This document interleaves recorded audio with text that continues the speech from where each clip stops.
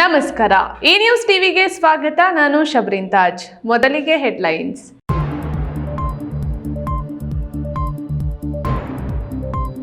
ಚಿಂತಾಮಣಿ ನಗರಸಭೆ ಆಡಳಿತ ನಿಷ್ಕ್ರಿಯ. ಈ ಖಾತೆಗಳಿಗಾಗಿ ಸಾರ್ವಜನಿಕರು ಪರದಾಟ. ಪರಿಸ್ಥಿತಿ ಮುಂದುವರೆದರೆ ಬೃಹತ್ ಪ್ರತಿಭಟನೆ ಎಚ್ಚರಿಕೆ ಕೊಟ್ಟ ಮಾಜಿ ಶಾಸಕ ಜೆಕೆ ಕೃಷ್ಣಾರೆಡ್ಡಿ. ಕುಡಿದು ಪುಂಡಾಟಿಕೆ. ತುರ್ತಾಗಿ ಮಗುವನ್ನು ಆಸ್ಪತ್ರೆಗೆ ಸಾಗಿಸುತ್ತಿದ್ದ ಆಂಬ್ಯುಲೆನ್ಸ್ ಅನ್ನ ತಡೆದು ಗೂಂಡಾ ವರ್ತನೆ ಮಾಡಿದ ಪುಂಡರು. ಮೂರನೇ ಬಾರಿಗೆ ಪ್ರಧಾನಿಯಾಗಿ ಮೋದಿ ಅಧಿಕಾರ ಸ್ವೀಕಾರ. ಕೋಲಾರ ಡೋಮ್ ಲೈಟ್ ವೃತ್ತದಲ್ಲಿ ಪಟಾಕಿ ಸಿಡಿಸಿ ವಿಜಯೋತ್ಸವ ಆಚರಿಸಿದ ಬಿಜೆಪಿ ಜೆಡಿಎಸ್ ಕಾರ್ಯಕರ್ತರು. ಡಾಕ್ಟರ್ ಕೆ ಸುಧಾಕರ್ ಗೆಲುವಿನಿಂದ ಚಿಕ್ಕಬಳ್ಳಾಪುರದಲ್ಲಿ ಗೂಂಡಾಗಿರಿ ಮರುಕಳಿಸುತ್ತಿದೆ. ಶಾಂತವಾಗಿದ್ದ ಕ್ಷೇತ್ರದಲ್ಲಿ ಹಳೆ ಚಾಳಿ ಪ್ರಾರಂಭವಾಗಿದೆ. ಹೀಗೆ ಮುಂದುವರೆದರೆ ಕೈಕಟ್ಟಿ ಕೂರೋಲ್ಲ. ಯಲುಹಳ್ಳಿ ರಮೇಶ್.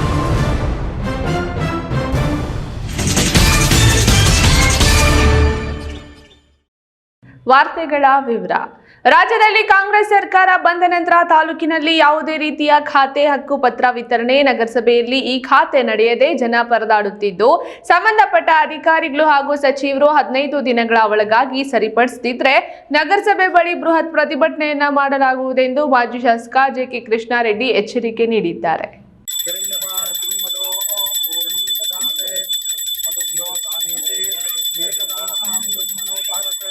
ಚಿಂತಾಮಣಿ ತಾಲೂಕು ಅಂಬಾಜಿದುರ್ಗ ಹೋಬಳಿ ಕೆ ರಾಗುಟ್ಟಹಳ್ಳಿ ಬಳಿ ವೆಂಕಟರತ್ನಮ್ಮ, ವಿ ಜಯರಾಮಪ್ಪ, ಆರ್ಎಂಜೆ ಕುಟುಂಬದವರಿಂದ ಹಮ್ಮಿಕೊಂಡಿದ್ದ ಅಶ್ವತ್ಥನಾರಾಯಣ ಸ್ವಾಮಿ ಪ್ರತಿಷ್ಠಾಪನಾ ಮಹೋತ್ಸವ ಕಾರ್ಯಕ್ರಮದಲ್ಲಿ ಮಾಜಿ ಶಾಸಕ ಜೆಕೆ ಕೃಷ್ಣಾರೆಡ್ಡಿರವರು ಭಾಗವಹಿಸಿ ಕ್ಷೇತ್ರದಲ್ಲಿ ಉತ್ತಮ ಮಳೆ ಬೆಳೆಯಾಗಿ ಜನ ಜಾನುವಾರುಗಳು ಸುಖ ಶಾಂತಿ ನೆಮ್ಮದಿಯಿಂದ ಬಾಳಲಿ ಎಂದು ವಿಶೇಷ ಪೂಜೆಗಳನ್ನು ಸಲ್ಲಿಸಿದರು.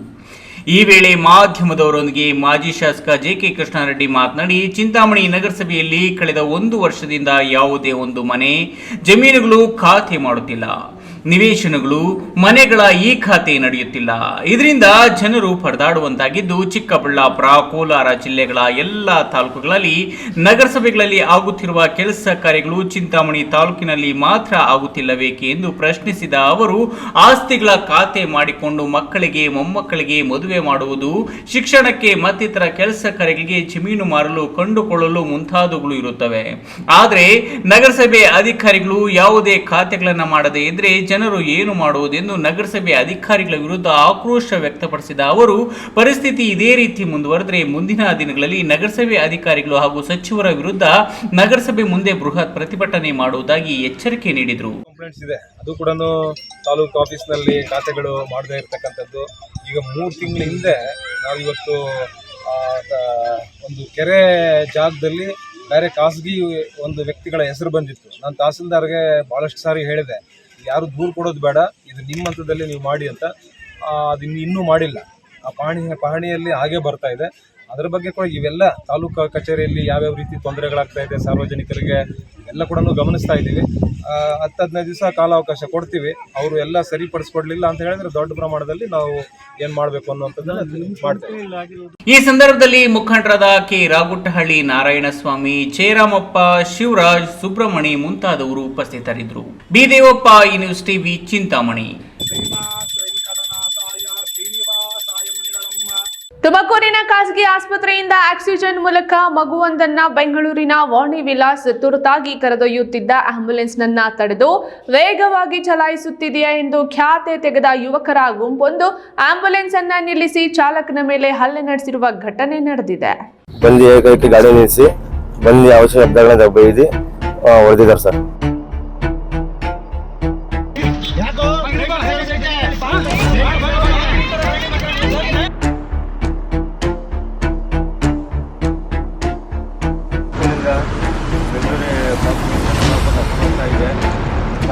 ತುರ್ತು ಚಿಕಿತ್ಸೆಗಾಗಿ 5 ತಿಂಗಳ ಮಗುವನ್ನು ಆಕ್ಸಿಜನ್ ಮೂಲಕ ಖಾಸಗಿ ಆಂಬ್ಯುಲೆನ್ಸ್ನಲ್ಲಿ ಬೆಂಗಳೂರಿನ ವಾಣಿ ವಿಲಾಸ್ ಆಸ್ಪತ್ರೆಗೆ ಸಾಗಿಸುವ ವೇಳೆ ಕ್ಷುಲ್ಲಕ ವಿಚಾರಕ್ಕೆ ಆಂಬ್ಯುಲೆನ್ಸ್ ಚಾಲಕನ ಮೇಲೆ ನೆಲಮಂಗಲ ಜಾಸ್ ಟೋಲ್ ಬಳಿ ಯುವಕರ ಗುಂಪೊಂದು ಖ್ಯಾತೆ ತೆಗೆದು ಹಲ್ಲೆ ನಡೆಸಿದ್ದಾರೆ.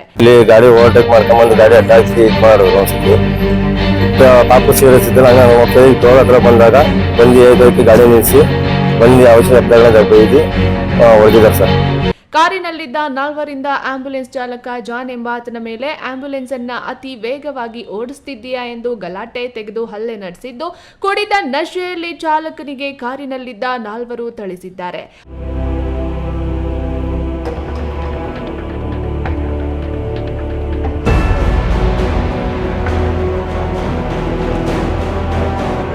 ಅಲ್ಲದೆ 5-6 ಕಿಲೋಮೀಟರ್ ಚೇಸ್ ಮಾಡಿ ಟೋಲ್ ಬಳಿ ಆಂಬ್ಯುಲೆನ್ಸ್ ನಿಂತಾಗ ಚಾಲಕನ ಮೇಲೆ ಹಲ್ಲೆ ನಡೆಸಿದ್ದಾರೆ. ಗಲಾಟೆ ಮಾಡಿದವರನ್ನ ತಡೆದ ಪೊಲೀಸರು ಆಂಬ್ಯುಲೆನ್ಸ್ ಅನ್ನ ಆಸ್ಪತ್ರೆಗೆ ಕಳುಹಿಸಿಕೊಟ್ಟಿದ್ದು, ಯಲಚೇನಹಳ್ಳಿ ಮೂಲದ ಯುವರಾಜ್ ಸಿಂಗ್, ಮಂಜುನಾಥ್, ಲತೀಶ್ರನ್ನ ನೆಲಮಂಗಲ ಗ್ರಾಮಾಂತರ ಪೊಲೀಸರು ಬಂಧಿಸಿದ್ದಾರೆ. ರಾಮ್ಪ್ರಸಾದ್ ಕೆಆರ್, ಈ ನ್ಯೂಸ್ ಟಿವಿ, ನೆಲಮಂಗಲ.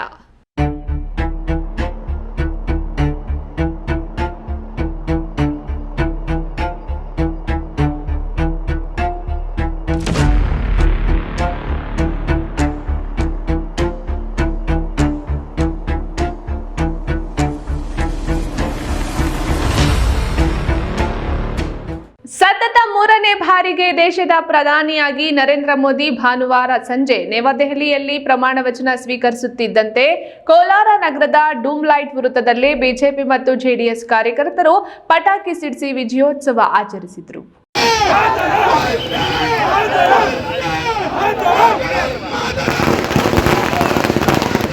ಕೋಲಾರದಲ್ಲಿ ಸಾರ್ವಜನಿಕರಿಗೆ ಬೃಹತ್ ಪರದೆ ಮೇಲೆ ಪ್ರಮಾಣ ವಚನದ ನೇರ ಪ್ರಸಾರವನ್ನು ವೀಕ್ಷಿಸುವ ವ್ಯವಸ್ಥೆ ಮಾಡಲಾಗಿತ್ತು.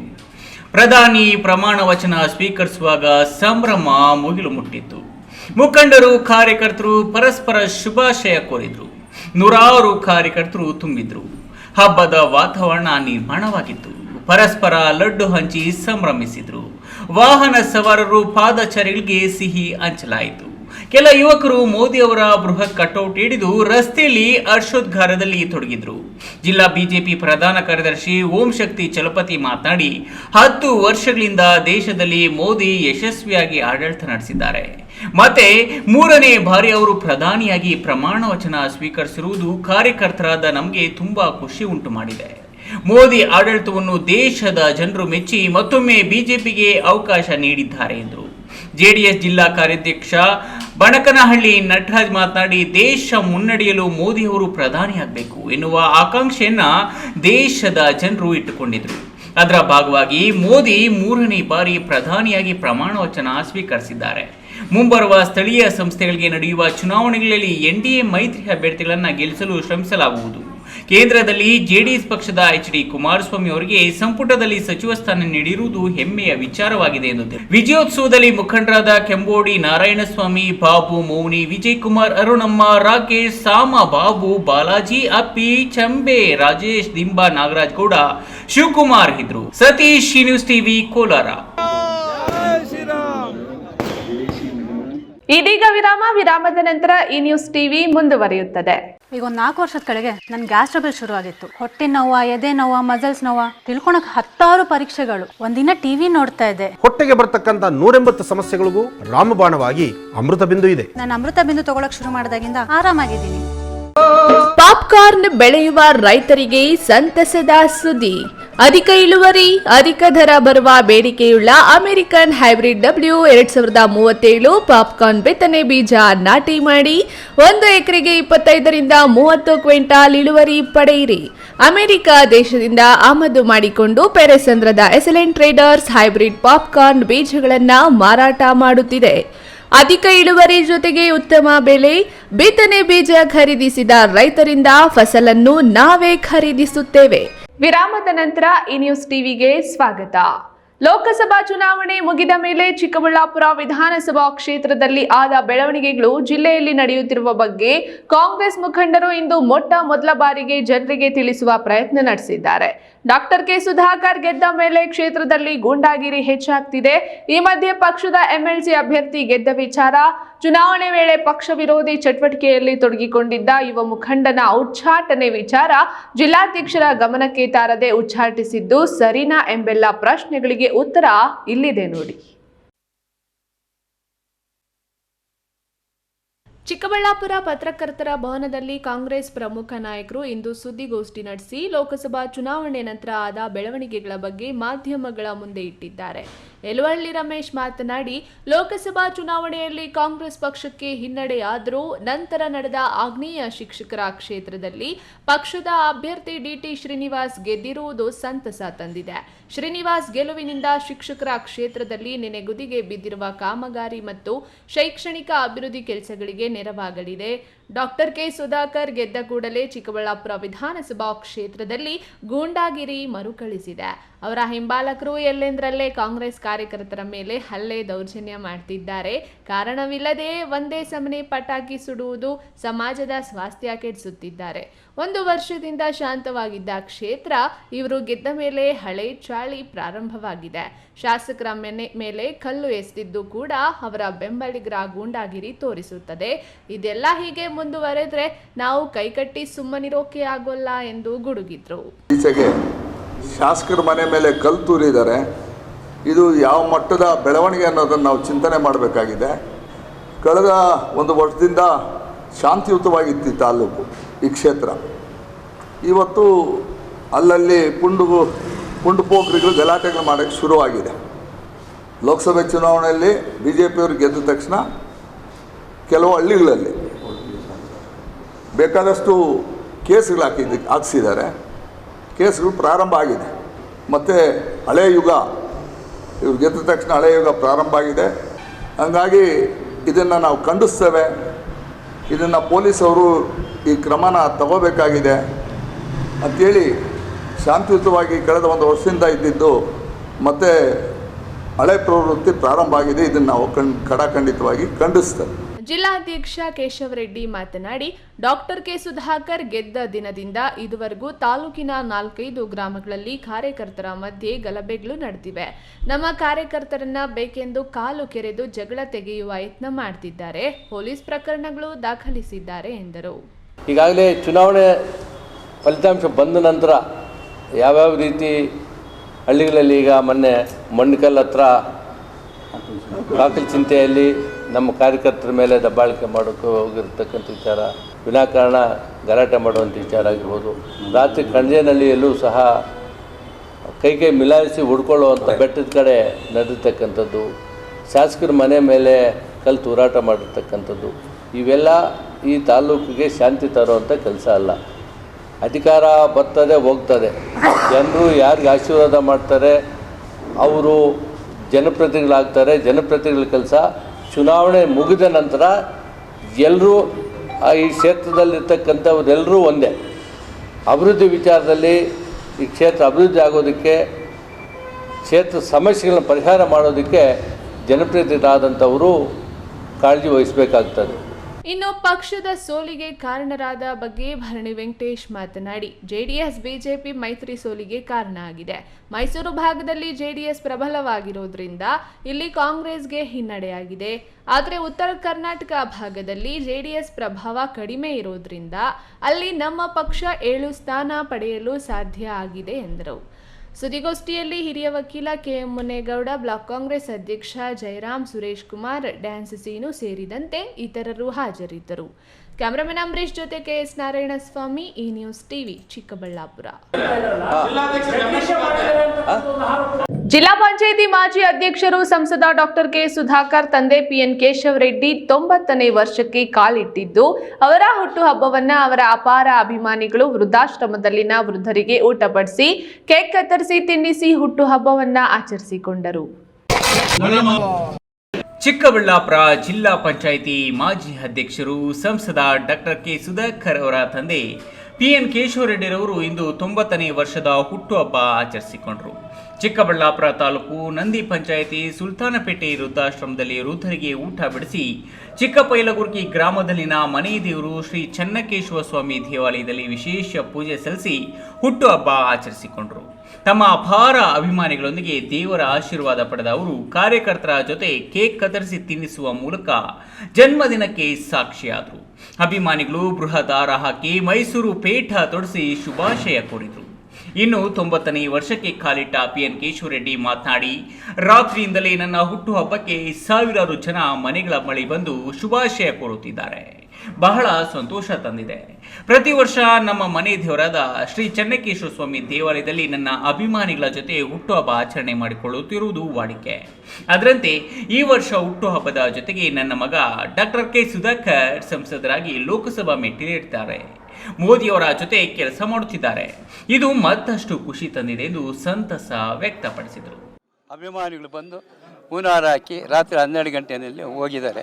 ಅವ್ರಿಗೂ ಏನೋ ಒಂದು ಸಂತೋಷ ಸುದ್ದಿ. ಇದೇ ರೀತಿಯಲ್ಲಿ ದೇವಸ್ಥಾನಕ್ಕೆ ಬಂದಿದ್ದೀನಿ. ದೇವಸ್ಥಾನದಲ್ಲೇ ಯಾವಾಗಲೂ ನಾನು ಆಚರಣೆ ಮಾಡ್ಕೊಳ್ಳೋದು ಹುಟ್ಟಿದ ಹಬ್ಬನ. ವೃದ್ಧಾಶ್ರಮಕ್ಕೆ ಹೋಗಿ ಅಲ್ಲಿ ಊಟ ಕೊಟ್ಟು ಅವ್ರಿಗೆಲ್ಲ ಮುದುಕರು ವಯಸ್ಸಾಗಿರ್ತಕ್ಕಂಥವ್ರಿಗೆಲ್ಲ ಕೊಟ್ಟು. ಕೇಶವರೆಡ್ಡಿ ಹುಟ್ಟುಹಬ್ಬದ ವೇಳೆ ಬಿಜೆಪಿ ಹಿರಿಯ ಮುಖಂಡ KV Nagaraju, Chikka Girigareddy, Puradagadde Munegowda, Chennakrishnareddy, KR Reddy, BJP ಯುವ ಮುಖಂಡ ಅರಿಸ್ಥಳ ಗಿರೀಶ್, ಎಸ್ಆರ್ಎಸ್ ದೇವರಾಜ್, ಗೆಂಟಿಗಾನಹಳ್ಳಿ ಶಿವಕುಮಾರ್ ಇನ್ನಿತರರು ಭಾಗಿಯಾಗಿದ್ದರು. KS Narayanaswamy, news TV, Chikkaballapur. ಕಳೆದ ವರ್ಷ ಮಳೆ ಬರದಿಂದ ಬೆಳೆ ನಷ್ಟ ಪರಿಹಾರ ಬಾಕಿ ಇದ್ದು ಅದನ್ನ ಕೂಡಲೇ ಬಿಡುಗಡೆ ಮಾಡಿ ರೈತರ ಖಾತೆಗೆ ಜಮೆ ಮಾಡಬೇಕೆಂದು ಆಗ್ರಹಿಸಿ ಶಿಡ್ಲಘಟ್ಟ ತಾಲೂಕು ಸಾಮೂಹಿಕ ನಾಯಕತ್ವ ರೈತ ಸಂಘದ ರೈತರು ಶಿಡ್ಲಘಟ್ಟದಲ್ಲಿ ಉಪ ಕೃಷಿ ನಿರ್ದೇಶಕರಿಗೆ ಮನವಿ ಸಲ್ಲಿಸಿದರು.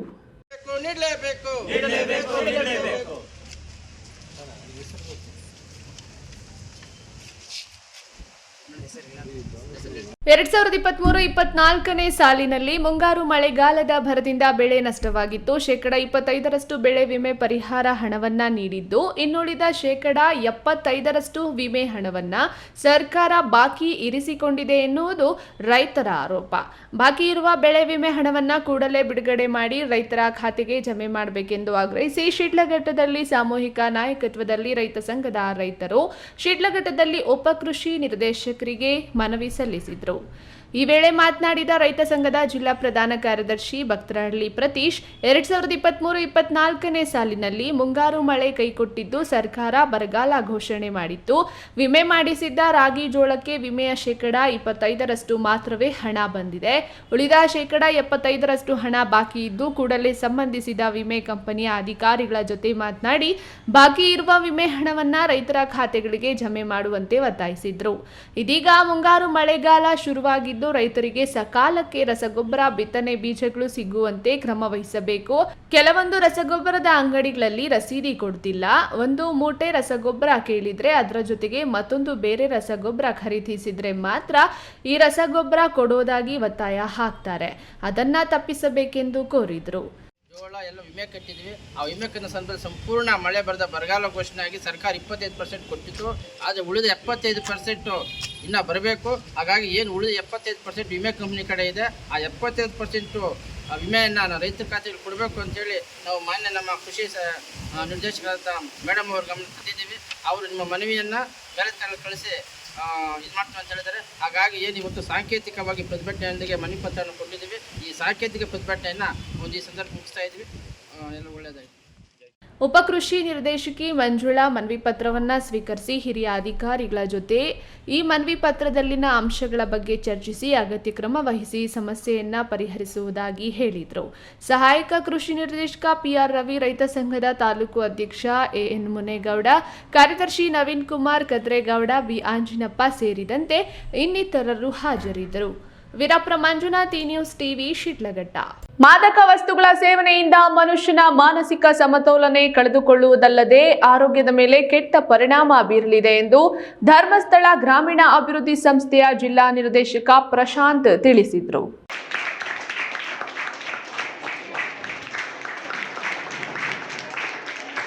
ಗೌರಿಬಿದನೂರಿನ ವಿವೇಕಾನಂದ ಶಾಲೆಯ ಆವರಣದಲ್ಲಿ ಧರ್ಮಸ್ಥಳ ಗ್ರಾಮೀಣಾಭಿವೃದ್ಧಿ ಸಂಸ್ಥೆಯಿಂದ ಏರ್ಪಡಿಸಿದ್ದ ಮಾದಕ ವಸ್ತು ವಿರೋಧಿ ದಿನಾಚರಣೆಯನ್ನು ಜಿಲ್ಲಾ ನಿರ್ದೇಶಕ ಪ್ರಶಾಂತ್ ದೀಪ ಬೆಳಗಿಸಿ ಕಾರ್ಯಕ್ರಮ ಉದ್ಘಾಟನೆ ಮಾಡಿ ಮಾತನಾಡಿ, ಮಾನವನ ಬೆಳವಣಿಗೆಯಲ್ಲಿ ಪ್ರೌಢ ವ್ಯವಸ್ಥೆಯನ್ನು ದಾಟಿ ಯೌವನ ವ್ಯವಸ್ಥೆಗೆ ಕಾಲಿಡುವ 16, 17, 18ನೇ ವಯಸ್ಸಿನಲ್ಲಿ ವಿದ್ಯಾರ್ಥಿಗಳು ಹೆಚ್ಚು ಜಾಗರೂಕರಾಗಿರಬೇಕು. ಈ ವಯಸ್ಸಿನಲ್ಲಿ ಕೆಟ್ಟ ವ್ಯಸನಗಳಿಗೆ ದಾಸರಾಗಲು ಹೆಚ್ಚು ಅವಕಾಶಗಳಿರುತ್ತವೆ. ಮಾದಕ ವಸ್ತುಗಳಾದ ಸಿಗರೇಟ್, ಬೀಡಿ ಮುಂತಾದ ತಂಬಾಕು ಉತ್ಪನ್ನಗಳಲ್ಲದೆ ಇತರೆ ಗಾಂಜಾ ಮುಂತಾದವುಗಳನ್ನು ಸೇವನೆ ಮಾಡುವುದರಿಂದ ಆರೋಗ್ಯ ಹದಗೆಡುತ್ತದೆ ಎಂದು ತಿಳಿಸಿದರು.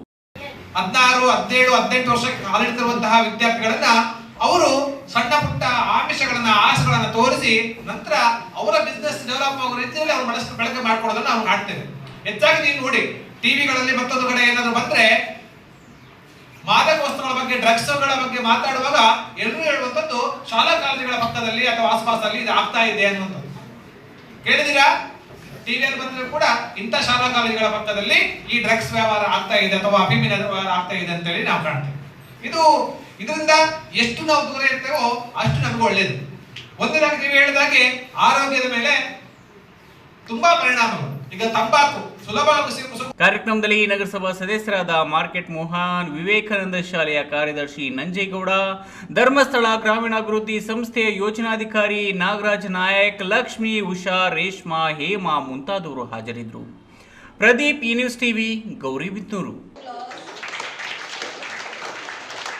ಚಿಕ್ಕಬಳ್ಳಾಪುರ ಜಿಲ್ಲಾ ಇತಿಹಾಸದಲ್ಲಿಯೇ ಇದೇ ಮೊದಲ ಬಾರಿಗೆ ಆಯೋಜಿಸಿದ್ದ ದಕ್ಷಿಣ ಏಷ್ಯಾ ಸೆಸ್ಟೋಬಾಲ್ ಪಂದ್ಯಾವಳಿಯಲ್ಲಿ ಇಂಡಿಯಾ ಟೀಮ್ ಶ್ರೀಲಂಕಾ ವಿರುದ್ಧ ಗೆದ್ದು ತವರಿನ ಋಣ ತೀರಿಸಿದೆ. ಸೆರೆಮಿ ಸ್ಟೇಡಿಯಂನಲ್ಲಿ ನಡೆದ 3 ದಿನಗಳ ಸಿಸ್ಟೋಬಾಲ್ ಪಂದ್ಯಾವಳಿಗಳನ್ನು ಸಿಸ್ಟೋಬಾಲ್ ಫೆಡರೇಷನ್ ಆಫ್ ಇಂಡಿಯಾ ಹಾಗೂ ಕರ್ನಾಟಕ ಸಿಸ್ಟೋಬಾಲ್ ಅಸೋಸಿಯೇಷನ್ ಸಂಯುಕ್ತಾಶ್ರಯದಲ್ಲಿ ಪಂದ್ಯಾವಳಿಗಳನ್ನು ಹಮ್ಮಿಕೊಳ್ಳಲಾಗಿತ್ತು.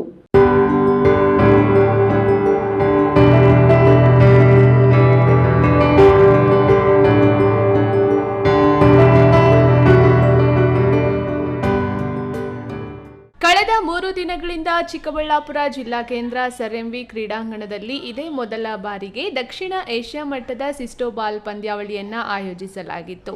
ಸಿಸ್ಟೋಬಾಲ್ federation of India, Karnataka cestoball association ಹಾಗೂ ಇಂಡಿಯನ್ ಪಬ್ಲಿಕ್ ಸ್ಕೂಲ್ ಸಂಯುಕ್ತಾಶ್ರಯದಲ್ಲಿ ಆಯೋಜಿಸಲಾಗಿದ್ದ ಪಂದ್ಯಾವಳಿಗಳಲ್ಲಿ ಶ್ರೀಲಂಕಾ, ನೇಪಾಳ, ಭೂತಾನ್ ಹಾಗೂ ಇಂಡಿಯಾ ದೇಶಗಳ ಮಧ್ಯೆ ಪಂದ್ಯಾವಳಿಗಳು ನಡೆದಿದ್ವು. ಅಂತಿಮವಾಗಿ ಶ್ರೀಲಂಕಾ ಮತ್ತು ಇಂಡಿಯಾ ಟೀಮ್ಗಳೊಂದಿಗೆ ಫೈನಲ್ಸ್ ನಡೆದು ಇಂಡಿಯಾ ಟೀಮ್ ಗೆದ್ದು ಕಪ್ ತಮ್ಮದಾಗಿಸಿಕೊಂಡಿದ್ರೆ ಶ್ರೀಲಂಕಾ ದ್ವಿತೀಯ ಸ್ಥಾನ ಪಡೆಯಿತು. ಇನ್ನು ಸಬ್ ಜೂನಿಯರ್ಸ್ ಬಾಯ್ಸ್ ಪಂದ್ಯಾವಳಿಗಳಲ್ಲಿ ಮುಂಬೈ ಪ್ರಥಮ, ದೆಹಲಿ ದ್ವಿತೀಯ ಸ್ಥಾನ ಗಳಿಸಿತ್ತು. ಗರ್ಲ್ಸ್ ಜೂನಿಯರ್ಸ್ ಪಂದ್ಯಾವಳಿಗಳಲ್ಲಿ ಹರಿಯಾಣ ಪ್ರಥಮ, ದೆಹಲಿ ದ್ವಿತೀಯ ಸ್ಥಾನ ಪಡೆದವು. ಇದೇ ವೇಳೆ ನಡೆದ ಜೂನಿಯರ್ ಬಾಯ್ಸ್ ನ್ಯಾಷನಲ್ನಲ್ಲಿ ಕರ್ನಾಟಕ ಪ್ರಥಮ, ಮುಂಬೈ ದ್ವಿತೀಯ ಸ್ಥಾನ ಗಳಿಸಿದ್ದು, ಜೂನಿಯರ್ಸ್ ಗರ್ಲ್ಸ್ನಲ್ಲಿ ಪಂಜಾಬ್ ಮೊದಲ ಸ್ಥಾನ, ಕರ್ನಾಟಕ ದ್ವಿತೀಯ ಸ್ಥಾನ ಗಳಿಸಿದ್ವು. ಮುಕ್ತಾಯ ಸಮಾರಂಭದಲ್ಲಿ ಚಿಕ್ಕಬಳ್ಳಾಪುರ ಅಥ್ಲೆಟಿಕ್ ಅಸೋಸಿಯೇಷನ್ ಅಧ್ಯಕ್ಷ KV Naveen Kiran, Indian public school ಕಾರ್ಯದರ್ಶಿ ಗಿರೀಶ್, ಸಿಸ್ಟೋಬಾಲ್ ಅಸೋಸಿಯೇಷನ್ ಸಂಚಾಲಕ ಅಕೀಬ್, ಹಾಕಿ ಮಾಜಿ ಕೋಚ್ ಮುಸ್ತಾಕ್ ಅಹಮದ್ ಭಾಗವಹಿಸಿದ್ದು, ಗೆದ್ದ ಎಲ್ಲ ತಂಡಗಳಿಗೆ ಟ್ರೋಫಿ ಹಾಗೂ ಬಹುಮಾನ ವಿತರಿಸಿದರು. ಕ್ಯಾಮರಾಮನ್ ಅಂಬರೀಶ್ ಜೊತೆ ಕೆಎಸ್ ನಾರಾಯಣ ಸ್ವಾಮಿ, ಈ ನ್ಯೂಸ್ ಟಿವಿ, ಚಿಕ್ಕಬಳ್ಳಾಪುರ.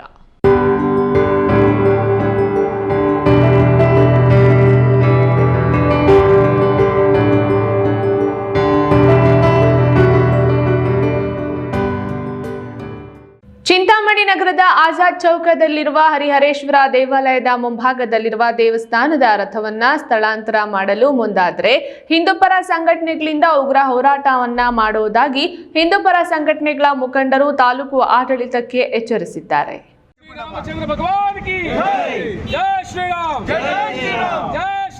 ಚಿಂತಾಮಣಿ ನಗರದ ಆಜಾದ್ ಚೌಕದಲ್ಲಿರುವ ಹರಿಹರೇಶ್ವರ ದೇವಾಲಯ ಪುರಾತನ ದೇವಾಲಯವಾಗಿದ್ದು, ದೇವಾಲಯದ ಮುಂಭಾಗದಲ್ಲಿರುವ ದೇವಸ್ಥಾನದ ರಥವನ್ನು ಸ್ಥಳಾಂತರಿಸಬೇಕೆಂದು ನಗರಸಭೆ ಹಾಗೂ ತಾಲೂಕು ದಂಡಾಧಿಕಾರಿಗಳು ಸೂಚಿಸುತ್ತಿರುವ ಹಿನ್ನೆಲೆಯಲ್ಲಿ ದೇವಾಲಯದ ಬಳಿ ಹಮ್ಮಿಕೊಂಡಿದ್ದ ಸುದ್ದಿಗೋಷ್ಠಿಯನ್ನ ಉದ್ದೇಶಿಸಿ ಹಿಂದೂಪರ ಸಂಘಟನೆಗಳ ಮುಖಂಡರು ಹಾಗೂ ದೇವಾಲಯ ಟ್ರಸ್ಟ್ನ ಪದಾಧಿಕಾರಿಗಳು ಮಾತನಾಡಿ, ನೂರಾರು ವರ್ಷಗಳ ಹಿಂದಿನಿಂದ ದೇವಾಲಯದ ಮುಂಭಾಗವೇ ರಥ ಇರ್ತಿತ್ತು. ಕೆಲವು ವರ್ಷಗಳ ಹಿಂದೆ ರಥವು ಶಿಥಿಲಗೊಂಡಿದ್ದ ಕಾರಣದಿಂದ 6 ತಿಂಗಳಿಂದ ರಥವನ್ನ ಟ್ರಸ್ಟ್ ಮತ್ತು ಹಿಂದೂಪರ ಸಂಘಟನೆಗಳು ಸೇರಿ ಪುನರ್ ನಿರ್ಮಾಣ ಕಾರ್ಯ ಕೈಗೊಂಡು ರಥವನ್ನ ಪ್ರಾರಂಭಿಸಿ ಚಾಲನೆ ಕೊಟ್ಟ ನಂತರ ದಿಢೀರನೆ ದೇವಾಲಯದ ಜಾಗದಲ್ಲಿ ಇರುವ ಈ ರಥವನ್ನ ಸ್ಥಳಾಂತರ ಮಾಡಬೇಕು, ಈ ಚೌಕವನ್ನ ಡೆವಲಪ್ಮೆಂಟ್ ಮಾಡ್ತೇವೆ ಎಂದು ಹೇಳಿ ಪೌರಾಯುಕ್ತರು ಒತ್ತಾಯ ಮಾಡ್ತಿದ್ದು, ಯಾವುದೇ ಕಾರಣಕ್ಕೂ ಈ ಜಾಗದಲ್ಲಿ ರಥವನ್ನ ಸ್ಥಳಾಂತರಿಸಲು ಬಿಡೋದಿಲ್ಲ. ಒಂದು ವೇಳೆ ಬಲವಂತವಾಗಿ ಸ್ಥಳಾಂತರಿಸಲು ಮುಂದಾದರೆ ದೇವಾಲಯ ಟ್ರಸ್ಟ್ ಹಾಗೂ ಹಿಂದೂಪರ ಸಂಘಟನೆಗಳಿಂದ ಬೃಹತ್ ಹೋರಾಟವನ್ನ ಮಾಡುವುದಾಗಿ ನಗರಸಭೆ ಹಾಗೂ ತಾಲೂಕು ಆಡಳಿತಕ್ಕೆ ಎಚ್ಚರಿಕೆ ನೀಡಿದ್ದಾರೆ. ಇವತ್ತು ಏನಿಲ್ಲ, ನಾವು ತೇರನ್ನು ನಮ್ಮ ಹರಿಹರೇಶ್ವರ ಸ್ವಾಮಿ ಅಥವಾ ಉಮಾಮಹೇಶ್ವರ ಸ್ವಾಮಿ ದೇವಸ್ಥಾನದ ವತಿಯಿಂದ ತೇರು ನಿರ್ಮಾಣ ಆಗಿದೆ ಅಥವಾ ನವೀಕರಣಗೊಂಡಿದೆ. ಈ ಕಾರ್ಯವನ್ನು ಸುಮಾರು ಒಂದು 6 ತಿಂಗಳಿಂದ ಕೂಡ ನಡ್ಕೊಂಡು ಬಂದಿದೆ. ಇದಕ್ಕೂ ಮೊದಲು ಹಳೆಯ ಒಂದು ತೇರಿತ್ತು, ಅದು ಶಿಥಿಲಾವಸ್ಥೆಗೊಂಡಿದ್ದರಿಂದ ನವೀಕರಣ ಮಾಡಿ ಇದು ಹೊಸದಾಗಿ ಇಲ್ಲಿ ಅದೇ ಜಾಗದಲ್ಲೇ ನಾವು ಇವತ್ತು ತೇರನ್ನು ಇಟ್ಟಿದ್ದೀವಿ.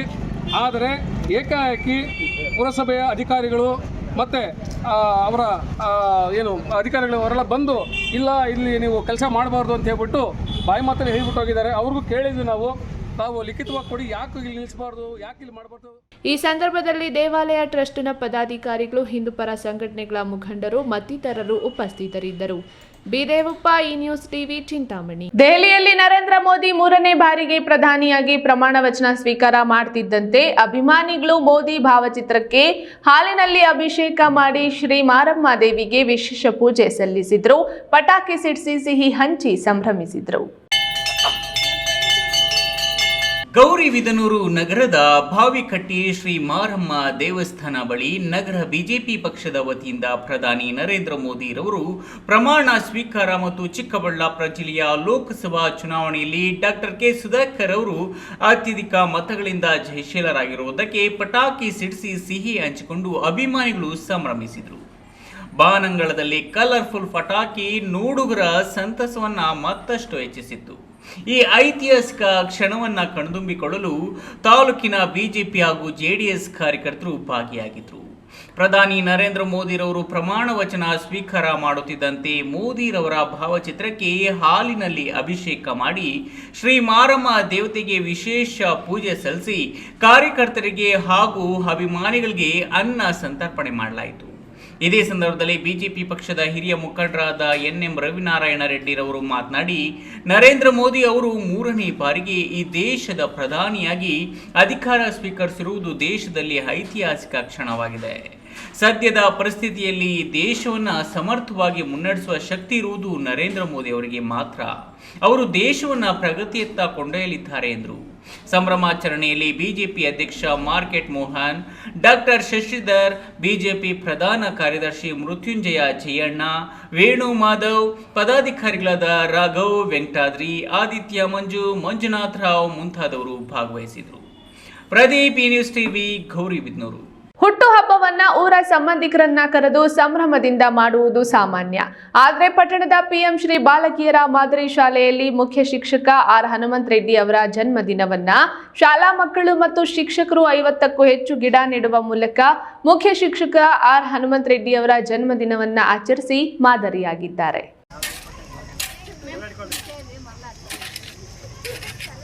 ಬಾಗೇಪಲ್ಲಿ ಪಟ್ಟಣದ ಪಿಎಂ ಶ್ರೀ ಮಾದರಿ ಹಿರಿಯ ಪ್ರಾಥಮಿಕ ಶಾಲೆ ಮುಖ್ಯ ಶಿಕ್ಷಕ ಆರ್ ಹನುಮಂತ ರೆಡ್ಡಿ ಹುಟ್ಟುಹಬ್ಬದ ಪ್ರಯುಕ್ತ ಶಾಲಾ ಮಕ್ಕಳು ಮತ್ತು ಶಿಕ್ಷಕರು ಹಲಸು, ಮಾವು, ಬಾದಾಮಿ, ನೇರಳೆ, ನೆಲ್ಲಿ, ಆಲ, ಹತ್ತಿ ಸೇರಿದಂತೆ ವಿವಿಧ ಜಾತಿಯ 50ಕ್ಕೂ ಹೆಚ್ಚು ಗಿಡಗಳನ್ನು ನೆಟ್ಟು ಜನ್ಮದಿನದ ಶುಭಾಶಯಗಳನ್ನು ಕೋರಿದ್ದಾರೆ. ಮುಖ್ಯ ಶಿಕ್ಷಕ ಆರ್ ಹನುಮಂತ ರೆಡ್ಡಿ ಮಾತನಾಡಿ, ಈ ಮೂಲಕ ನನ್ನ ಜನ್ಮದಿನಾಚರಣೆಗೆ ವಿದ್ಯಾರ್ಥಿಗಳು ಗಿಡ ನೆಟ್ಟು ಪರಿಸರದ ಬಗ್ಗೆ ಅರಿವು ಮೂಡಿಸುವ ಕೆಲಸ ಮಾಡಿದ್ದಾರೆ. ಶಾಲಾ ಮಕ್ಕಳಿಗೆ ಹಾಗೂ ಶಿಕ್ಷಕರಿಗೆ ಕೃತಜ್ಞತೆ ಸಲ್ಲಿಸುತ್ತೇನೆ. ಗಿಡ ನೆಟ್ಟರೆ ಸಾಲದು, ಅದನ್ನ ಉಳಿಸುವ ಕೆಲಸ ಆಗಬೇಕು. ಈ ನಿಟ್ಟಿನಲ್ಲಿ ಶಾಲೆಯಲ್ಲಿ ನೆಟ್ಟಿರುವ ಗಿಡಗಳ ಪೋಷಣೆಯ ಜವಾಬ್ದಾರಿಯನ್ನ ನಾವೇ ವಹಿಸಿಕೊಳ್ಳುತ್ತೇವೆ ಎಂದು ತಿಳಿಸಿದರು. ಈ ಸಂದರ್ಭದಲ್ಲಿ ವೈಎ ಮಂಜುನಾಥ್, ಗಣೇಶ್, ಶಿಕ್ಷಕರಾದ ಪ್ರಭಾವತಿ, ಧರ್ಮಪುತ್ರಿ, ರೂಪಾ, ಕವಿತಾ, ಕಲ್ಪನಾ ಸೇರಿದಂತೆ ಶಾಲಾ ಮಕ್ಕಳು ಮತ್ತಿತರರು ಹಾಜರಿದ್ದರು. ಸುಬ್ಬು, ಈ ನ್ಯೂಸ್ ಟಿವಿ, ಬಾಗೇಪಲ್ಲಿ. ಇದೀಗ ವಿರಾಮದ ನಂತರ ಈ ನ್ಯೂಸ್ ಟಿವಿ ಮುಂದುವರಿಯುತ್ತದೆ. ನನ್ನ ಕನಸು ಡಾಕ್ಟರ್ ಆಗೋದು. ಡಾಕ್ಟರ್ ಆಗೋದು ನನ್ನ ಕನಸು. ಮಗಳು ಡಾಕ್ಟರ್ ಆಗ್ಲಿ ಅನ್ನೋದು ನನ್ನ ಕನಸು. ಕನಸು ಎಲ್ಲರಿಗೂ ಇರುತ್ತದೆ. ಇಂಕ ಡಾಕ್ಟರ್ ಓಡ್ಪಂದು ಭಾರಿ ಆಸೆ ಉಂಡು. ಮೆಡಿಕಲ್ ಓದೋಣ ನಡ ಸ್ವಪ್ನ. ಮಕಸು ಚಿಕ್ಕ ಸಪನ ಡಾಕ್ಟರ್ ಜಾವ್ ಕಾಮೂಣ. ಕನಸು ಎಲ್ಲೆಲ್ಲೂ ಇರುತ್ತದೆ.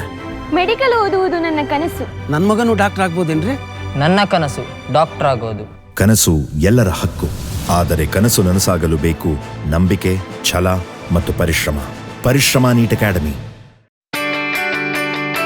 ಜೈನ್ ಮಿಷನ್ ಆಸ್ಪತ್ರೆ, ಜೈನ್ ಮಿಷನ್ ಟ್ರಸ್ಟ್ನ ಲಾಭರಹಿತ ಉಪಕ್ರಮ. ಕರ್ನಾಟಕ ರಾಜ್ಯ ಬೀಜ ನಿಗಮ ಪಕ್ಕ, ಬಿಬಿ ರಸ್ತೆ, ಚಿಕ್ಕಬಳ್ಳಾಪುರ.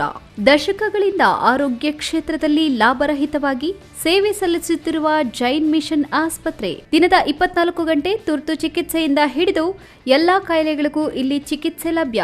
ದೂರವಾಣಿ ಸಂಖ್ಯೆ 08156295108. ತುರ್ತು ಸಹಾಯವಾಣಿ 6364464470. ಮಕ್ಕಳ ಹೈಯರ್ ಎಜುಕೇಶನ್, ಮಗಳ ಮದುವೆ, ಕನಸಿನ ಸ್ವಂತ ಮನೆ, ಇಷ್ಟಕ್ಕೆಲ್ಲ ಹಣ ಹೇಗ್ ಹೊಂದಿಸೋದು ಅಂತ ಟೆನ್ಷನ್ ಅಲ್ಲಿದ್ದೀರಾ? ಇರೋ ಚಿನ್ನನ ಅಡ ಇಡೋಕ್ ಹೋದ್ರೆ ಬಡ್ಡಿ ಮೇಲ್ ಬಡ್ಡಿ ಕಟ್ಬೇಕು. ಬೇಡ, ಮಾರ್ಬಿಡೋಣ ಅಂದ್ರೆ ಅರ್ಧ ಬೆಲೆ ಕೇಳ್ತಾರೆ ಅನ್ನೋ ಆತಂಕದಲ್ಲಿದ್ದೀರಾ? ಟೆನ್ಷನ್ ಬಿಡಿ, ಹಿಂದೆ ಹಿಂದೂಸ್ತಾನ್ ಗೋಲ್ಡ್ ಕಂಪನಿಗೆ ಬನ್ನಿ. ನೀವ್ ಅಡ ಇಟ್ಟಿರೋ ಚಿನ್ನವನ್ನ ಬಿಡಿಸ್ತಾರೆ ಹಾಗೂ ನಿಮ್ಮಲ್ಲಿರೋ ಚಿನ್ನವನ್ನ ಇಂದಿನ ಆನ್ಲೈನ್ ಬೆಲೆಗೆ ಕೊಂಡುಕೊಂಡು ತಕ್ಷಣ ನಿಮ್ ಬಾಕಿ ಹಣ ಕೊಡ್ತಾರೆ. ಹಿಂದೂಸ್ತಾನ್ ಗೋಲ್ಡ್ ಕಂಪನಿ, ಇದು ನಿಮ್ಮ company. Hindustan gold company, it's your company. ವಿರಾಮದ ನಂತರ ಈ ನ್ಯೂಸ್ ಟಿವಿಗೆ ಮತ್ತೆ ಸ್ವಾಗತ. ಇದೀಗ ಸಂಕ್ಷಿಪ್ತ ಸುದ್ದಿ. ಲೋಕಸಭಾ ಚುನಾವಣೆ ನಡೆದ ಮೇಲೆ ಚಿಕ್ಕಬಳ್ಳಾಪುರ ವಿಧಾನಸಭಾ ಕ್ಷೇತ್ರದಲ್ಲಿ ಕ್ಷುಲ್ಲಕ ಕಾರಣಕ್ಕೆ ದೌರ್ಜನ್ಯಗಳು ಹೆಚ್ಚಾಗ್ತಿವೆ. ಪೊಲೀಸ್ ಪ್ರಕರಣಗಳು ಮರುಕಳಿಸುತ್ತಿವೆ. ನಿನ್ನೆ ಕಂಜೇನಹಳ್ಳಿ ಗ್ರಾಮದ ಪಕ್ಕದಲ್ಲಿರುವ ಬೆಟ್ಟದಲ್ಲಿ ಕುಡಿದು ಮಜ್ಜಾ ಮಾಡಲು ಹೋಗಿದ್ದ 2 ಗುಂಪುಗಳ ಮಧ್ಯೆ ಜಗಳ ನಡೆದು ಗ್ರಾಮಾಂತರ ಪೊಲೀಸ್ ಠಾಣೆಯಲ್ಲಿ ಪ್ರಕರಣ ದಾಖಲಾಗಿದೆ. ಇದು ರಾಜಕೀಯ ಬಣ್ಣ ಪಡೆದುಕೊಂಡು ರಗಳೆ ಪ್ರಾರಂಭವಾಗಿತ್ತು ಎನ್ನಲಾಗಿದ್ದು, ಶಾಸಕ ಪ್ರದೀಪ್ ಈಶ್ವರ್ ತಮ್ಮ ಬೆಂಬಲಿಗರನ್ನ ಕಳಿಸಿ ರಾಜಿ ಸಂಧಾನ ಮಾಡಿಸಿ ಪ್ರಕರಣ ವಾಪಸ್ ಪಡೆಯುವಂತೆ ಸೂಚಿಸಿದ್ದಾರೆನ್ನಲಾಗಿದೆ. ಕಾಂಗ್ರೆಸ್ ಕಾರ್ಯಕರ್ತ ಗುಂಡ್ಲಗುರ್ಕಿ ಗೋಪಿ ಮತ್ತು ಕಂಜೇನಹಳ್ಳಿ ಬಿಜೆಪಿ ಕಾರ್ಯಕರ್ತ ಚಂದ್ರು ಎನ್ನುವರ ಮಧ್ಯೆ ನಡೆದಿದ್ದ ಜಗಳದಲ್ಲಿ ಗೋಪಿ ಎನ್ನುವರು ನೀಡಿದ್ದ ದೂರಿನಲ್ಲಿ ಎಫ್ಐಆರ್ ಮಾಡಲಾಗಿತ್ತು ಎನ್ನಲಾಗಿದೆ.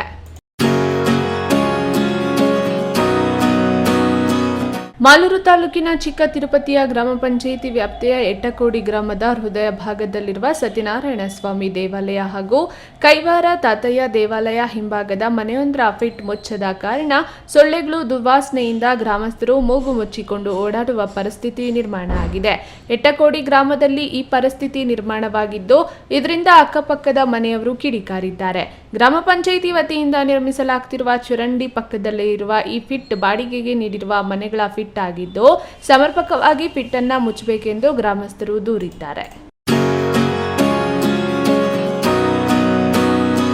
ಕೊನೆಯದಾಗಿ ಮತ್ತೊಮ್ಮೆ ಹೆಡ್ಲೈನ್ಸ್.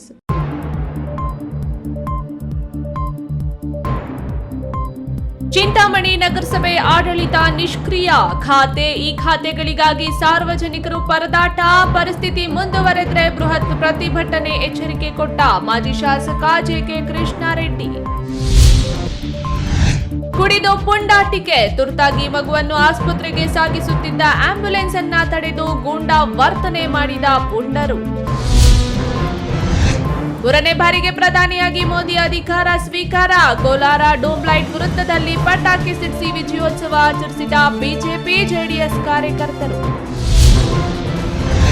ಡಾಕ್ಟರ್ ಕೆ ಸುಧಾಕರ್ ಗೆಲುವಿನಿಂದ ಚಿಕ್ಕಬಳ್ಳಾಪುರದಲ್ಲಿ ಗೂಂಡಾಗಿರಿ ಮರುಕಳಿಸುತ್ತಿದೆ. ಶಾಂತವಾಗಿದ್ದ ಕ್ಷೇತ್ರದಲ್ಲಿ ಹಳೆ ಚಾಳಿ ಪ್ರಾರಂಭವಾಗಿದೆ. ಹೀಗೆ ಮುಂದುವರೆದರೆ ಕೈಕಟ್ಟಿ ಕೂರೋಲ್ಲ. ಯಲುಹಳ್ಳಿ ರಮೇಶ್. ದಿನನಿತ್ಯದ ಸುದ್ದಿ ಸ್ವಾರಸ್ಯಕ್ಕಾಗಿ ತಪ್ಪದೇ ವೀಕ್ಷಿಸಿ ಈ ನ್ಯೂಸ್ ಟಿವಿ.